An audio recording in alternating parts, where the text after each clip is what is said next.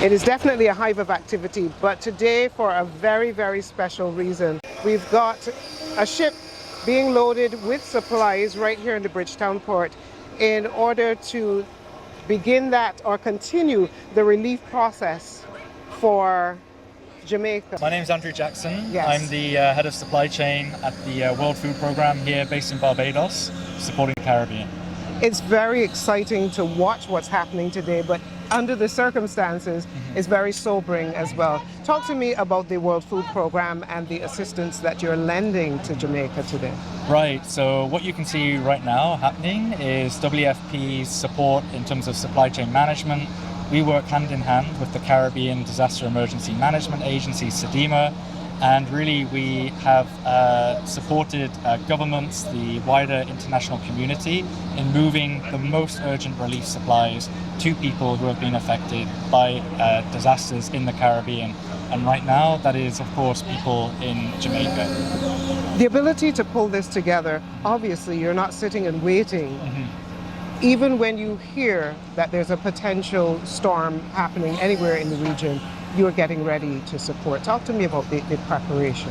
Even a week before the impact of Hurricane Melissa, our teams with SEDEMA, with the wider United Nations and governments, we've been working round the clock. It was just a matter of time until Hurricane Melissa made landfall. So we've been preparing relief items. In June this year, just at the start of the hurricane season, in partnership with SEDEMA, the government of Barbados, and our partners, the European Union and Canada, we opened a regional Caribbean emergency logistics hub, and that has paid dividends because we've been able to put hundreds, over 600 pallets of relief supplies in Barbados, in the Caribbean, so that when the moment strikes and we need to respond, we can spring into action. We don't need to wait for supplies to come in from the US, from Panama, or from Europe. We've already got them in the Caribbean. We can mobilize within 24 hours. So that's what we've been doing. We've been working with government, getting the most needed items, tarpaulin, cots, blankets, hygiene kits, and with WFP we've been working with our food suppliers because right now a lot of people in Jamaica, they've lost their houses, they don't have means to feed themselves in some cases. So we have, over the last few days, been building food kits in Barbados. We have 5,000 food kits that are going to fly out over the weekend. The first flight leaves Grantley Adams International Airport tomorrow, direct to Jamaica. That's enough to feed approximately 15,000 people for 7 days. So listen, we're just getting started. We're not going to stop until we get the job done. Andrew, this is a question that many have asked. I ponder it sometimes based on disasters that have happened worldwide. How are you going to ensure that the people who need the relief get the relief? That's something that I am always very, very concerned about. So are many people. I'm sure it's not the first time you've heard this question. It's very difficult. We need to make sure that the most vulnerable people are getting the support that they need. So we work with government in Jamaica they already know who the most vulnerable families are. We know the parishes and the towns which have been the most adversely affected. So we work with government to look for those families, to look for those people. Maybe they have difficulties, and we tailor that support in terms of food. If we need to optimize the food basket, that's what we'll do.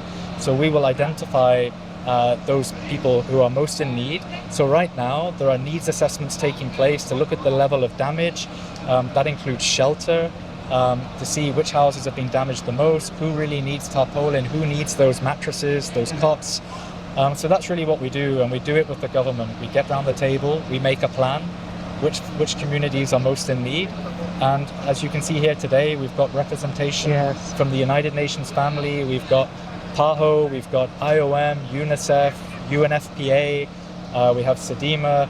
The Barbados Department for Emergency Management has 4 containers packed with 6,000 relief items as a first offer, which is fantastic. So it's not just the international community, it's the government of Barbados. Yesterday evening, we had Prime Minister Motley at the hub. She's been the champion from the beginning when we had this vision. And to see it in action, she came straight from the airport, straight off the plane from Paris, and rolling up her sleeves and working with all of the countries, speaking with the Bahamas, speaking with Cuba, Haiti, and of course Jamaica. really trying to understand what is needed and how can Barbados help. So I think we're going to be hearing a lot more about that over the coming days as well. All right. I know you're really busy. I've got one more question Sure. for you. You're working on a very big scale, but how can the average person help?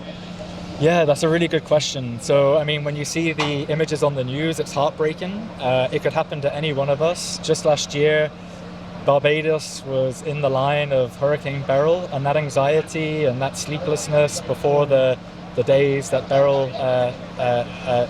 came past Barbados and affected certain communities, particularly the fisher folk. Yeah. But yeah, the real answer right now is to give cash. So you will find that the government has published material on how anybody can contribute cash, and that will be donated to the relief effort. And giving cash to people who have been affected, that's the best thing that we can do. We say cash is best, because when you give cash to a family, they will be able to choose what support they need according to their circumstances. And of course, you're looking for reputable organizations to donate to. Absolutely, Don't and the government has those reputable organizations online, and we can share those details with you as well. All right. Andrew Jackson, thank you so much. I know you've got a lot going on. We're here in the port, but I appreciate you taking some time to talk.